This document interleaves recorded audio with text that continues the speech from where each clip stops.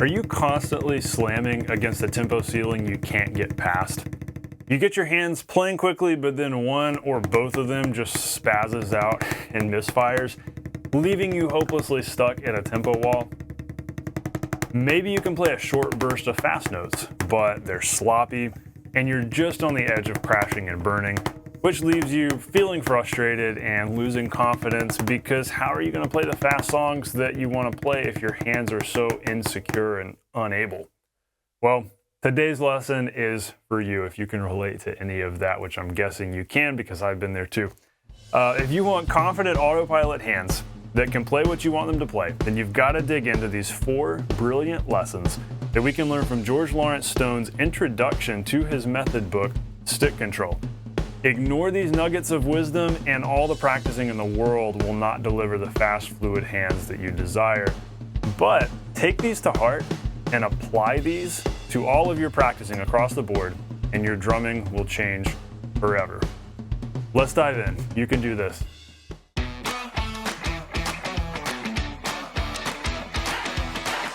Hey, welcome to the Non-Glamorous Drummer. I'm so glad you're hanging out today. I help self-taught beginner drummers know what to practice so that they can nail songs faster and become the drummer that can play well in a band that other people want to jam with.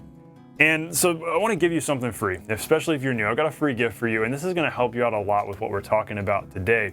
So a lot of what we're digging into today is like a how. Like, this is how you should approach the simple things you practice so that you get results. Because it's very possible to practice a whole bunch of things and not get results because you didn't practice them right. So today we're talking about the right way to practice things so that you grow as quickly as possible.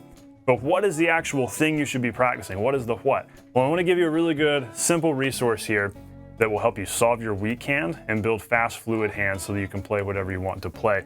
This is my 3 daily pad exercises for fast, fluid hands e-guide. Super simple little PDF. It's just got these 3 exercises. If there were only 3 things that you were allowed to practice, 3 simple little pad things, and that's all you could practice for like the next 6 months, let it be these 3, because these will also deliver results on the drum set. Like, these will carry over in so many ways and will really enhance your playing, even if you're just playing these on the pad, which is really cool. So this guide will save you a lot of time and help you make a lot of progress in very simple, focused practice, and it will give you a what to apply what we're learning today to. Hopefully that makes sense. So grab that guide, totally free. Let's get on with today's lesson. So too often I watch students practice these short bursts of notes. They're like, okay, I've been working on my speed. See, I'm starting to get pretty fast, but I'm getting stuck right here. I can't get past that. And that's a very common thing. Or, okay, I'm trying to get really loud and fast, so I can go, but then it kind of starts to get gallopy, and so I'm running into this problem. So here it is again. And so they're trying these crazy bursts of speed, but they're slamming against the wall. It's literally the equivalent of like pounding against the wall, hoping that the wall is going to tear down, instead of going back and thinking, okay, how can we actually tear the wall down? It makes me think of if I were going to go and weightlift and try to lift 200 pounds over my head, and I keep trying every day to lift that 200 pounds over my head, I'm not just going to magically lift it one day. I've got to work my way up. It's going to be a process. I'm no bodybuilder. It's going to take me a while to get there. So it's kind of the same with this, where you can't expect to just bust past this wall by practicing the fast things. And I've been there. I know how it feels, because when I was in high school, I was trying to get faster and get to where I could, play as many fast things as I could, because my personal belief was speed is the hardest thing to do on the drum set, and if I can do the speed, then I can do anything. That's not entirely unreasonable, but it's also not exactly true. Really, the bigger challenges on the drums are more the mental things, and that's what I had to learn later when things came full circle and I realized, oh, speed is not all there is. So that's kind of a lesson for another video. We'll talk about that later. But here's the problem. The problem is that practicing speed does not get you speed. Like, if you're sitting here and you're like, okay, I'm going to do my speed practice now. And if you can do that for a whole minute, okay, great. Maybe you're getting somewhere with what you're doing. But if you're only able to go and it quickly spazzes out and doesn't work, okay, doing that over and over again is not going to make it better. You need a new approach, and practicing that same thing over and over again is not going to get you anywhere. It's going to be your definition of insanity, of doing the same thing over and over again and hoping for a different result. So what this all comes down to is, if your hand practice is missing any one of these 4 characteristics or elements or mindsets from George Lawrence Stone's stick control, then you're going to be running into problems and ultimately you will fail when it comes to hand fluidity. So we're going to dive into these. So stick control for the modern drummer is a really cool 1930s classic legendary drum method written by George Lawrence Stone. And he did this in response to basically seeing the needs of students and teachers across the country, realizing there was a lack of drum method books. And so, you've got classical musicians that have all of their methods they go through, but drummers didn't really have a good go-to for how to build technique and how to build speed and chops and endurance and all of that stuff that we need in order to play our instrument well. And so this was his response to that, filling that gap. And it's a really cool book. Just the first 3 pages, it's incredible what you can do with those. But what's often missed in the introduction, there's 2 pages where he just introduces the method and says, here's why this method exists, et cetera, and then here's how to practice it.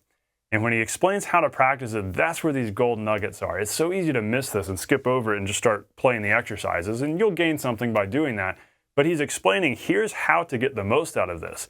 Here's how to just practice singles, but grow like crazy practicing just singles. And so that's what we're diving into today. Employ these 4 brilliant lessons and your drumming will change forever. And so be thinking about, singles as our exercise. So be thinking about all of these 4 brilliant lessons as applied to simple singles on a practice pad, because that's where you can immediately start applying them. Plus you could download that e-guide I told you about and have some cool exercises there that you can apply these practicing mindsets to. So here we go. Brilliant lesson number 1 from George Lawrence Stone's Stick Control from the introduction. If you have a copy of it, it's page 3. If you don't, you should get one. It's cheap. It's a great method book to have on hand. If you're a drummer, you should have it. Brilliant lesson number 1. You can't get faster without steady repetition. Here's what he says, and I'll explain the context here in a minute. This is so that each rhythm may be practiced over and over before proceeding to the next one, which method of practice is the most conducive to quick and satisfactory results. So he's talking about how every exercise in the book has repeat signs, beginning and the end. So if you don't know music theory, that's fine. What that means is that it just loops indefinitely. There's no set number of times. It's not like, okay, you play through this once and then this once, or this 5 times, or this 5 times. No, it's just you loop it indefinitely, however long you need to play it. And so he's saying, I wrote it this way so that each rhythm may be practiced over and over before proceeding to the next one. And this is the most conducive way to get quick and satisfactory results. I love this, and we tend to miss this because it's kind of the irony of playing something over and over and over again is actually how we get quicker results. It's not the sitting here and trying to work out our fingers, assuming that that's the shortcut. No, the shortcut is slowing down and repeating things over and over again, being able to play it over and over again. And so really what I want to do here with every one of these lessons is give you just a little simple action. Here's what you need to be doing so that you're employing this nugget of wisdom. And here's our action for this first one. Practice at a slow enough tempo that you can actually repeat the thing that you're doing for minutes at a time without stopping and without making mistakes. So let's say you're a total beginner and you're just trying to get smooth with your right, left singles. And so you're like, you want to use this to play fills. You want to be able to play fast fills like that. You want to do that, but you've got to get up there in tempo. So what do? Instead of just practicing short bursts and trying to get these fast fills happening, we slow down and we figure out what tempo can we play these alternating singles at for a minute or more, but at least a minute without stopping and without mistake. And if suddenly, something spazzes out or misfires, that's normal, that's natural, suddenly, something funny like that happens. Okay, stop, reset, maybe go even a little slower. We'll talk about that in a moment. But you have to figure out, okay, where is my starting point here? Like, where's my foundation tempo where I can actually do this for minutes at a time without stopping and without mistake? And that requires patience, but that's how you get the speed. You have to be logging the time and the repetition in order to get the speed. And this is also a coordination lesson. I think I made an entire lesson here on YouTube about that a while back. I don't remember the name of the video. Maybe somebody in the comments will remember. We talked about the power of repetition in building coordination. If you want to get comfortable playing something that's hard, you've got to just play it over and over and over again. You can't just expect to, play it for a couple minutes. Why is this not feeling good? Play it a couple minutes the next day. Why is this not feeling good? You got to play it over and over again. That way you're building the new pathways in your brain and you're actually getting comfortable with it. Repetition is so critical, but you have to slow down enough that you can actually do it. And that's the key. That's the big action step. If we read between the lines here, that's the thing we've got to be doing. Quality over quantity, if quantity is speed. So you've got to focus on the quality so that you can get the speed. But let's break this down a little more because it's so interesting. Every one of these brilliant lessons, it kind of builds off the one before it. Brilliant lesson from Stone number 2. You can't get faster without relaxed motion. Here's what he says. Practice at all times with relaxed muscles, stopping at the slightest feeling of tension. Then he goes on to say, control begins in muscularly relaxed action.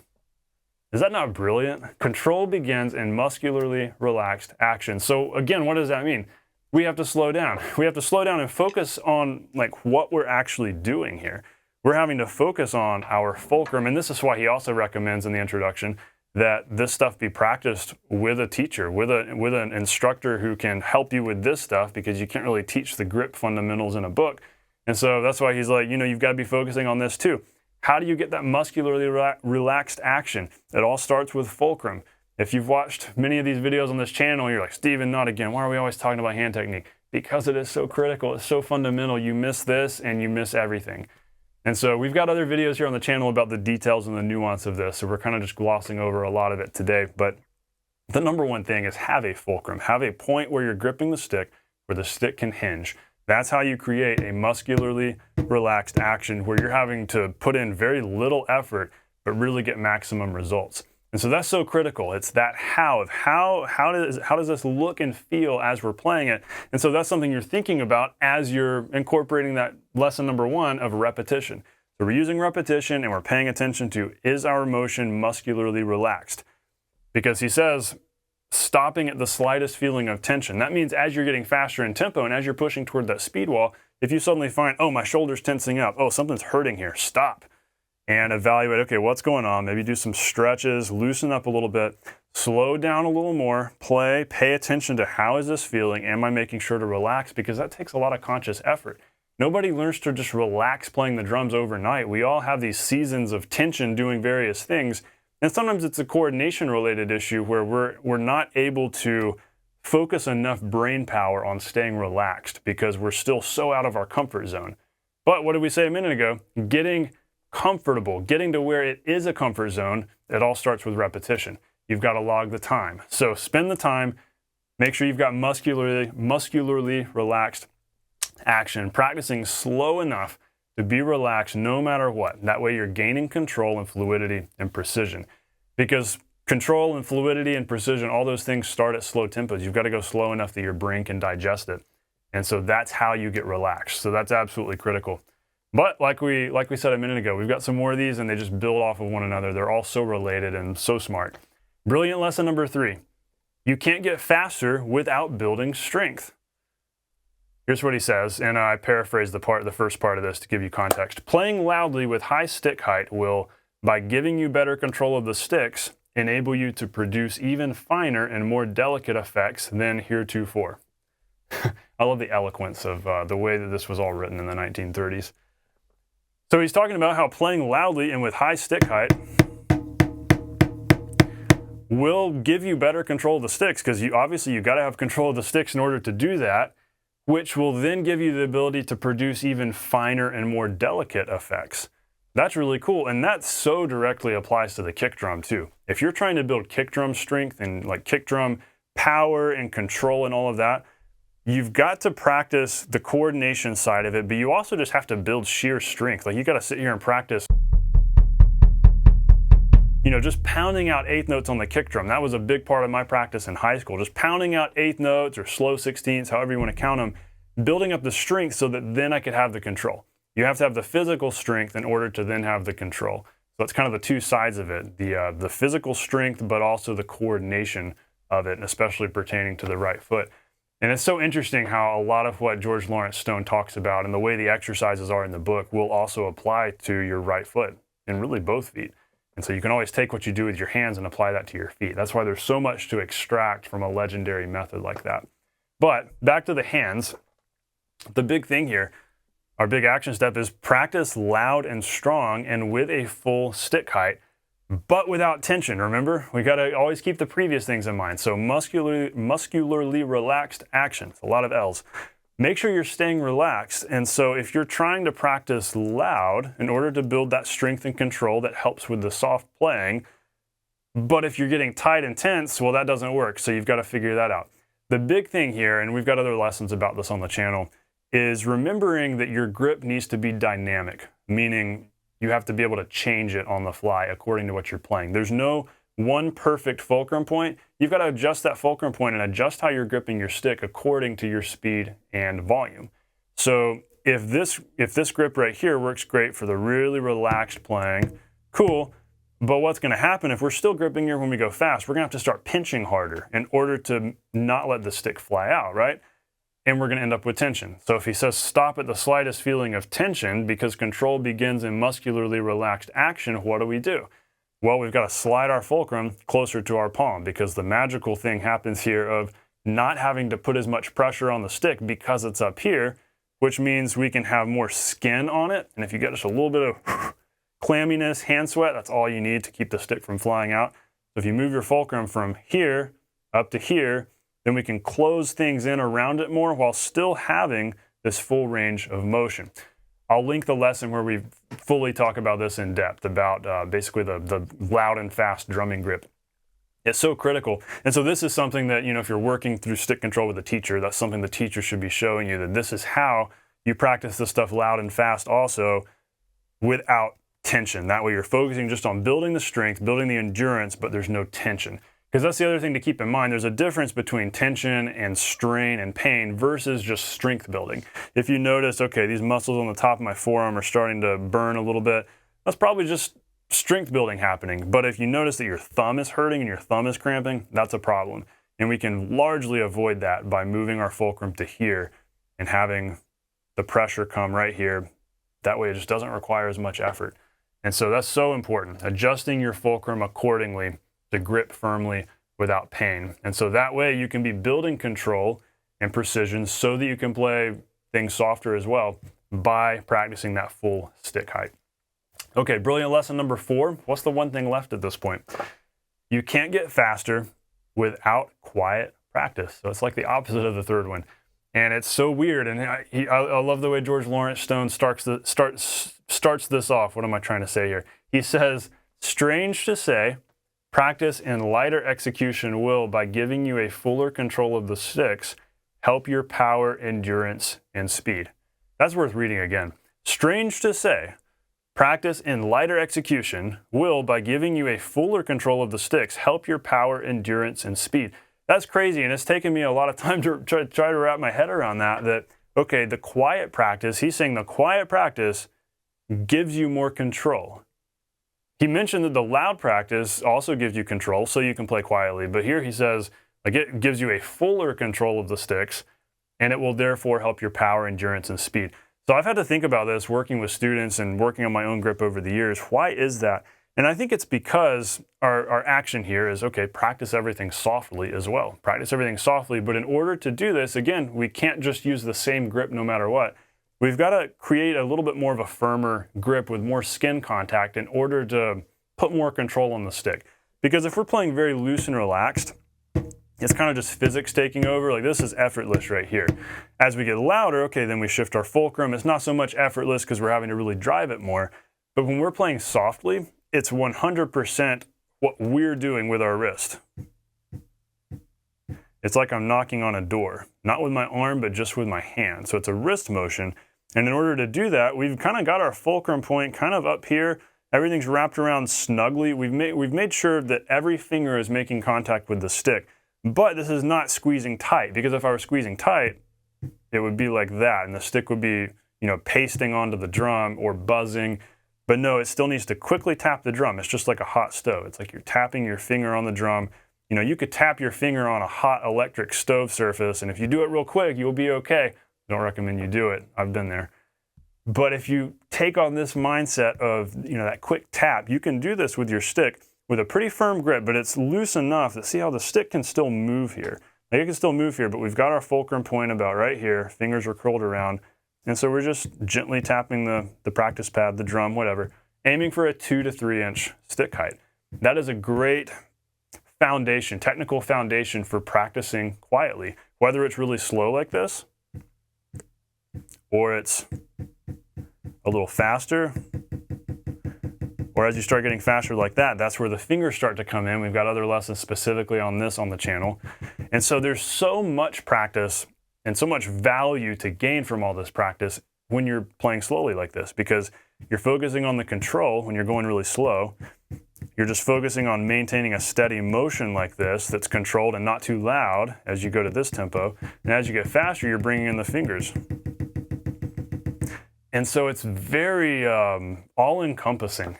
You're working so many fine skills here, and that's why I think he says fuller control. You know, it kind of feels like back when I first started practicing this, it reminded me of elementary school math all over again, where I felt like I was sweating through a math test because I'm like focusing so hard on, I gotta do this well, I gotta do this well. And it takes time to get relaxed with that control, because again, the muscularly relaxed action, that's critical, that's important. But the way you grip here is definitely important, and having this firm but relaxed grip so that you can just go like this, nice and relaxed at a wide range of tempos. And this really does give you so much control. I've seen that in my playing and in my students' playing. This gives you the ability to ghost so much better and have a wide dynamic range in everything you play. So much to be gained simply by this brilliant lesson 4 of the quiet practice. So here's what all this boils down to. If we zoom out and look at all of this, you have to look at the big picture when it comes to building fast hands and breaking past your hand speed limit, breaking past those speed walls. Because if you were to just focus on any one of these, you just focus on, one little tip or one little hack, that might get you something, but seriously, if you ignore any of these, like I told you in the intro, ultimately you're going to fail because something's going to be missing. You're going to be leaving out the soft playing or leaving out the strength building, or you're tight and you're tense, and so you're going to hit a speed wall, or you're not using repetition, so you're not going to get anywhere. All these things work together. You have to be employing all of these things, even with just simple singles, or with alternating singles, or with anything else your hands do, or anything else you play on the drum set. Loop things over and over again. Be relaxed in everything you play. Practice stuff softly. Practice stuff loudly. That's the key here. It's all about mindset, and consistency is king. Stick with this and you will grow like crazy over the next 3 months, 6 months, and years to come. And something else that Stone talks about in the introduction before the how to practice, he says, this is all designed for you to spend an hour a day on it. And he doesn't give a number for number of days a week. I'm guessing like 5 or 6 days a week. So 5 to 6 hours a week doing this stuff and practicing in this way, and it will change your drumming. And I know it changed mine, and it's helped a lot of my students too. And so I just want you to remember, have a long-term view here. You have to play the long game. You've got to be patient with this and know that this is a all-encompassing, big picture kind of thing. We've got to look at all of this and employ all these things and be patient. I can't say that enough. You have to be patient because this stuff takes time. That's how you succeed. Nobody ever built hand speed overnight. It's just like, our favorite success stories in history and, even in fiction, in movies, our favorite success stories, they never became they weren't truly an overnight success. It didn't just happen overnight. They were working for years, decades before then so that they could then accomplish that amazing thing there at the end of the movie or at the end of the story. And it's the same with this, where you can't expect to, all right, I'm going to finally break past my hand speed this weekend. It's probably not going to happen. You're going to have breakthroughs where you'll get motivated and you'll be like, yes, this is working. I'm so excited. But then you'll also kind of have these weeks where it's like, I feel like I'm not getting anywhere. Consistency is king. You've got to be patient with this. It is normal to not feel like you made progress today. But are you better than you were last month? That's an important metric to pay attention to. It's not, did I have a good practice day today? It's, am I better now than I was last month? The only person you should be comparing yourself to is yourself yesterday, or better yet, yourself last week or last month, because that's where you really see the progress. And so you just have to be patient with this. Know that it takes time, but George Lawrence Stone knew what he was talking about. I've seen it proved in my playing, and then so many people who have gone through the method. And so do this stuff. Please take action. Do yourself a service. Your future self definitely thanks you. Question for you before you go. Which of those 4 mindsets or characteristics have you been missing in your practicing? So my goal is not to guilt you or shame you. I just want you thinking, doing some critical self-analysis. Which of these 4 things have you maybe not really done in your practicing? I know which ones it was for me. I think the repetition and the relaxed motion were probably the 2 most missing when I was starting out. I was working on the loud, I was working on the quiet and the fast. I wasn't working on the quiet and the slow though. There were definitely some holes still there too. But it wasn't until I got to college that I think I really started finally balancing out. If you want to have balanced practice and you want to really master your hand technique, you gotta have all 4 of these things. So have fun, go through and be patient. Be patient, have a lot of fun working on this, and you'd be amazed what you're able to do 6 months from now, especially a year from now. Consistency is key. And be sure to grab that e-guide I told you about earlier. That'll give you some fun, concrete exercises to practice and to use as you apply these mindsets and characteristics into your practicing. So I wish you the best. I hope you have fun. Know that you can do this. Know that it's all about work ethic and discipline and actually doing it. You'd be amazed what you can accomplish over time because these little habits amount to big results in the end. As always, stay non-glamorous. Thanks so much for watching. I'll see you on the next lesson.